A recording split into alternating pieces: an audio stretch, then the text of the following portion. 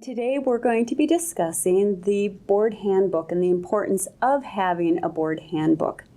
The Board of Directors Handbook serves two functions: orientation and onboarding guide for a new board member, and also a working tool for board members with policies and procedures related to the board rules and their responsibilities.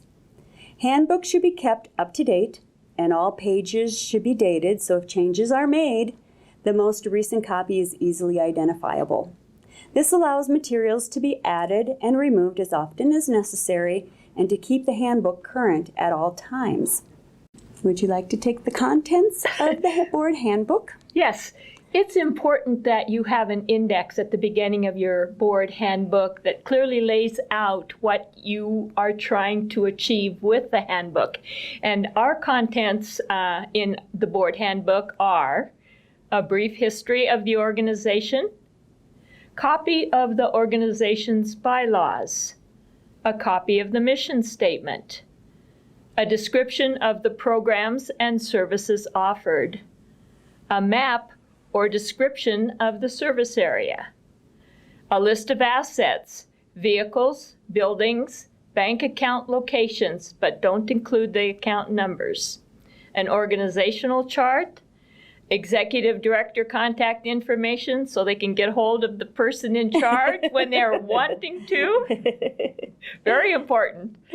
Copy of agency policy and procedure manual, a board of directors roster with the current information, so we contact can get information. A hold of them when we need them and their assistance. Job descriptions, and you really should have written job descriptions for the officer positions and the board member responsibilities, which may also be, the last one may also be in your bylaws. Conflict of interest statement, attendance policy, the current budget, the operation statistics, what you offer, meals, rides, hours of service for 3 years, audit reports, insurance carriers, and a business plan, which is a strategic plan for 3 to 5 years, and then any organizational brochures or other promotional materials that you make available not only to your staff and the board, but to the general public. Very good, Donna. And separate from your handbook, you should have your board meeting minutes, your financial reports, as well as any committee reports as well. Words of wisdom for a successful board.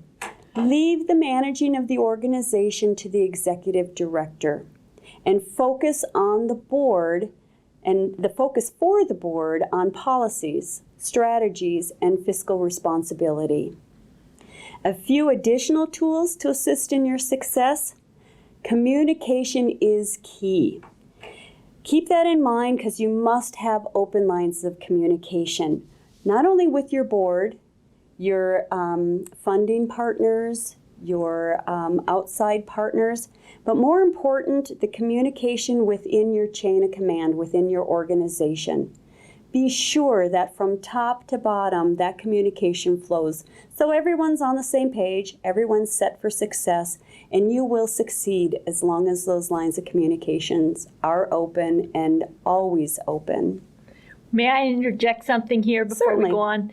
As a board member, it's really important that you focus on your communication with the executive director, because that is your primary responsibility, is supporting the executive director. Let her be, or him, be in charge of that chain of command with the staff, but don't get in the way of her chain of command with the staff. So as a good board member, you want to keep that barrier up there. You want to make sure that you're communicating with the executive director, supporting that director, and not undermining her. That's really an important thing as a board member, that you accept that responsibility, that your role is strong communication with your executive director, and then let her be the communicator with her staff. Thank you, Donna. I appreciate that. As an executive director, that is key, especially for my success as well.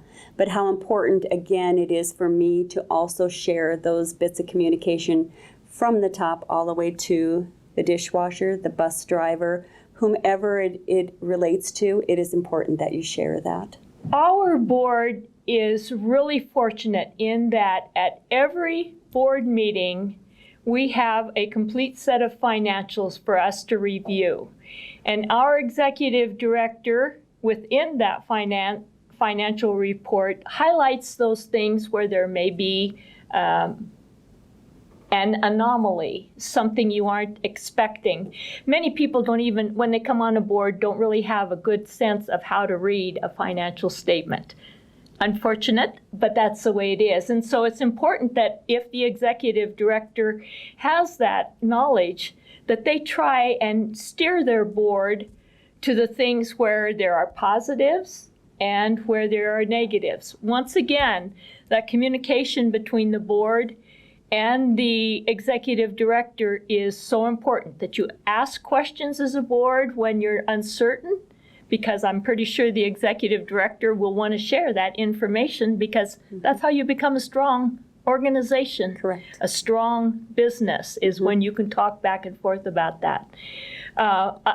Another area, as Anne already identified, got to find it here, is the policies and procedures part.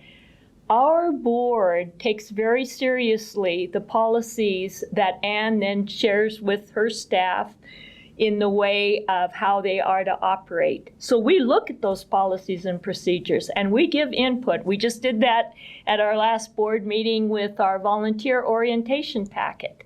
And the board interacted with our human resource person about what was included, what we felt should be included, and then eventually, he came back the next meeting and we passed that. So those are our roles, that of the financial oversight, which I can't underscore enough, because you are a business. We are a business.